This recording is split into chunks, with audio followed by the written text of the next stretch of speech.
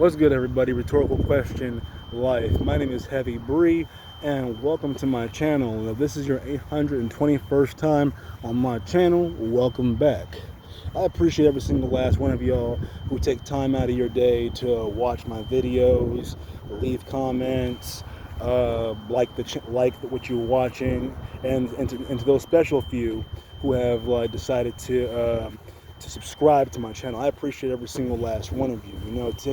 Because nobody understands the value of time as much as I do, and that's what I want to talk to you guys about today. Is time and how I improved my life once I started to take my time a lot more seriously in my life. Once I started, because the most vital asset that we have in this world is our time. Because sometimes we lose focus on what's important in our lives, and when that happens, we get distracted by things that aren't vital to our progress or vital to our health. And when that happens, that causes us to lose our way. It causes us to stress about things that don't matter, and it makes us, you know, miserable or just in an unideal headspace in our life. And today, I wanted to talk to you guys about 3 things that I learned and started to apply into my life to maximize my time and make my life better than it was before. So, the first thing that I wanted to tell you guys about time is rest. Now, for those of you that may know, it is said that a person should get about 7 to 8 hours of rest a day. At least that's what I try to do. If you want to maximize your performance, your health, and be in a better headspace throughout the day, you want to try to get 7 to 8 hours of rest every single day. That's what I do. That's what's recommended by health professionals. And once I started, I knew about that, but I didn't start applying it until much later in my life. And when I did, I started seeing an improvement in my mood. I became less anxious. I became less moody. I became, happier and more pleasant in my interactions with most people. I still kind of keep to myself for the most part, but when I do interact with people, I'm less impatient, I'm less snarky, less sarcastic, and I find myself just being, willing to hear people out and have normal conversations with people and everything, and I contribute that a lot to the rest that I get every single day. The second thing I wanted to talk about, the second part of my time, about time I wanted to talk about, was my obligations. Now, most people have, 8-hour jobs. Sometimes some people work 12 hours a day. If you count commuting to and from work, that's another hour or two, depending on how far you live, and where you work at, or what kind of city you live in. If you live in a place that has a lot of traffic, you might have to commute an hour. It's a round trip of 1 hour to 1.5 hours a day. Some people, only their work is right down the street.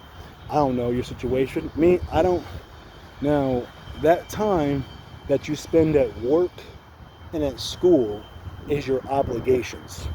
It is the things that are important to you, paying bills or things that you have to do throughout the day. If you're younger, if you're if you're a child, under the age of 18, if you're under the age of 18 and you're still in school and you're still, enjoying your childhood, or living in your childhood, you're in what I like to call the tutorial. So your obligations is going to school and getting an education. But if you're an adult, if you're out of the tutorial and you're in adulthood in the real world, outside of the matrix, then you're working then you're going to be spending those 8 hours, 8 to 10 hours a day, working and paying your bills or whatever it is you're making money for. My obligations right now, I'm going to school right now. I'm going to a trade school right now. Um, but I spend about 6, maybe 7 hours at the school at best. Sometimes the class itself is 5 hours long, but I show up there early to get work done, so I can get out of class at a decent time, and also to work on stuff because I'm not really the best in the class, so I usually show up to school early so I can work on some stuff to improve my skills in the trade that I'm going to school for. Right now, I'm going to school for welding. Um, yeah, like, so those are my obligations right now. Going to school right now is my only obligation, you know. Um, the third thing that I started to focus on, that I dedicate my time to, which is probably the most important one, are my interests. So, uh, as I mentioned before, like, I'm also a writer. I like to write and come up with ideas for stories and everything, you know. And my first book will be published this year. Hopefully, it'll be published this year because I have to go through the copyright process. Hopefully, the copyright will take about a month, hopefully.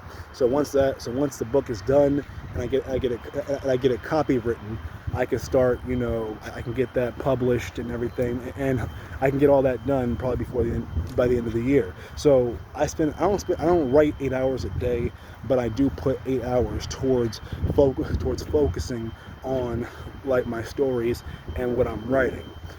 And that's my interest. My interest is in writing, and hopefully one day I could turn my interest into an occupation.